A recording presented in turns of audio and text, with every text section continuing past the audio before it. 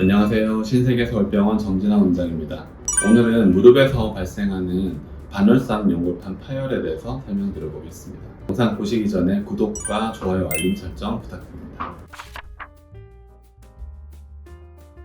반월상 연골판은 이 무릎에만 존재하는 추승달 모양의 섬유 조직입니다. 하는 역할은 무릎은 힘을 많이 받는 관절인데 이 윗뼈와 아랫뼈 사이에서 쿠션 역할을 해주는 것입니다. 반월상 연골판은 한 무릎에 2개씩 들어있습니다. 안쪽에 하나가 있고 바깥쪽에 하나가 있습니다. 이 각각은 생긴 모양이 조금은 다르고 성질도 조금 다르지만 일단은 비슷하다고 생각하셔도 좋겠습니다. 자, 모형을 보면서 한 번 더 말씀드려보면 무릎이 있고 여기 이제 쓸개골을 젖혀서 무릎을 한번 열어보겠습니다. 이렇게 열면은 아까 말씀드린 윗뼈 대퇴골이 있고 또 아랫뼈 경골이 있습니다. 그래서 무릎은 이 대퇴골과 경골이 주로 힘을 많이 받는 것인데 그 사이에 이렇게 보이는 2개의 연골판이 있는 것이고 이제 요것이 바깥쪽 연골판 그리고 요게 안쪽 연골판입니다. 설명을 조금 더 드리면 주로 안쪽 연골판의 손상이 우리는 더 많이 있는 편이고 그리고 안쪽 연골판이 조금 더 큽니다. 주로는 연골판이 있는 찢어진 곳을 눌렀을 때 아플 수가 있습니다. 또한 우리가 체중 부하를 하고 다닐 때 또는 구부렸다 폈다를 좀 크게 해볼 때 불편함이 생길 수가 있고 또 하나는 우리가 무릎을 좀 비틀었을 때 그럴 때 통증이 악화된다면 이 연골판 파열을 의심을 해볼 수 있습니다. 그리고 통증뿐만이 아니라 찢어진 파편이 무릎의 원래 그 위치가 아닌 다른 부분으로 갔을 때는 우리가 무릎을 구부렸다 폈다 하는 그 과정에서 구부리거나 피거나 하지 못하는 아예 무릎을 내가 못 움직이겠다고 생각되는 소위 잠김 현상이라는 게 생길 수 있는 게 이 반월상 연골판 파열의 특징입니다. 그러면 이 파열은 어떤 상황에서 발생을 하는지를 말씀을 드려보겠습니다. 크게 2가지로 나눠서 설명을 해드리는 게 좋은데 하나는 외상성, 실제로 어떤 과격한 상황에서 발생하는 그런 급성 손상을 이야기를 하고 하나는 퇴행성입니다. 이 퇴행성은 대체로 중년 이후에 많이 발생을 합니다. 그래서 외상성 같은 경우에는 십자인대 손상이나 이런 다른 인대 손상과 더불어서 생기는 경우가 있고 특히 젊은 층에서 많이 생기는 편이고 또 내가 어떤 스포츠 활동을 했다든지 아니면 무릎을 과도하게 사용했다든지 이런 통증의 시작을 대부분은 알 수 있게 됩니다. 하지만 퇴행성 같은 경우에는 서서히 생기는 통증이고 크게 심하지 않게 있다가 어느 순간부터는 아파지더라 이런 식으로 이제 표현들 많이 하시고 대부분 중년 이후에서 생기는데 한 유명한 연구가 있습니다.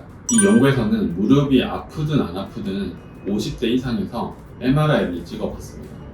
10,000명 이상에서 검사했기 때문에 굉장히 이제 그 결과가 흥미롭고 신뢰가 가는 상황이었는데 50대 이상에서는 증상이 없어도 30% 정도에서는 퇴행성으로 연골판 손상이 있는 것을 확인을 했습니다. 그렇기 때문에 퇴행성으로 파열이 되어 있다 해도 그냥 노화의 하나의 과정이구나 이렇게 이해를 하시는 게 오늘 가장 정확할 테고 하지만 증상이 있을 때는 증상과 검사를 했을 때 나온 연골판 파열 소견이 과연 이 통증과 일치하는지 이런 것도 잘 판단을 해드리는 게 저희 정형외과 의사의 몫이겠습니다. 이 연골판 손상으로 오시는 분들 중에서 내가 어떤 방식으로 손상이 되는지 궁금해하시는 분들도 간혹 계십니다. 먼저 대표적인 걸 말씀드리자면 양동이 손잡이형 파열이라는 것이 가장 이게 어떤 파열인가 궁금해하시는 분들이 많이 있습니다. 우리가 양동이 손잡이를 생각을 해보면 한쪽에 이렇게 있다가 또 반대편으로 옮겨가게 되죠. 원래 있던 위치에서 또 다른 위치로 이렇게 옮겨가는데 그 양동이 손잡이를 생각해 보시면 아까 연골판 구조를 말씀드릴 때 커브진 모양을 따라서 연골판이 쭉 파열이 된 상태에서 이 파열된 부분이 제 위치에 있지 않고 양동이 손잡이를 반대편으로 옮기듯이 이렇게 반대편으로 옮겨가는 결국에는 제 위치에 있지 않고 다른 위치로 옮겨진 상태를 양동이 손잡이 파열이라고 얘기를 합니다. 이런 경우에는 대부분 수술적 치료가 필요하다고 생각하시면 됩니다. 아주 작은 파열이라든지 또는 퇴행성 파열로 인해서 통증이 있는 경우는 우리가 반드시 수술을 하진 않습니다. 그래서 특히 퇴행성인 경우에는 중년의 환자분들께 이게 관절염으로 가는 그냥 시작이다 이렇게 말씀을 드리는 거죠. 그래서 수술하기보다는 약물 치료라든지 또는 심한 경우에는 분목을 대기도 하고 또 물리치료를 하고 그렇게 통증이 좋아지는지를 봅니다. 물론 이렇게 비수술적 치료를 한다 해서 이 파열된 연골판 자체가 회복되는 건 아닙니다.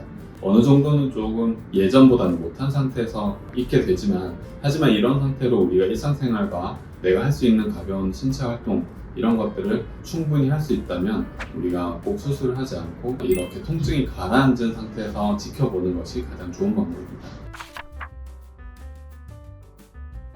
연골판에 대해서는 수술의 종류가 크게는 세 종류입니다. 하나는 연골판 절제술, 하나는 또 봉합술, 그리고 마지막으로 이식술이 있습니다. 이 이식술은 워낙 편하게 하는 수술은 아니기 때문에 이번에는 봉합술과 절제술에 대해서 말씀을 드릴 텐데요. 우선 절제술은 잘라내는 것이니까 굉장히 사실 거부감이 있습니다. 하지만 이 잘라낸다는 뜻은 어쩔 수 없이 자른다는 뜻입니다.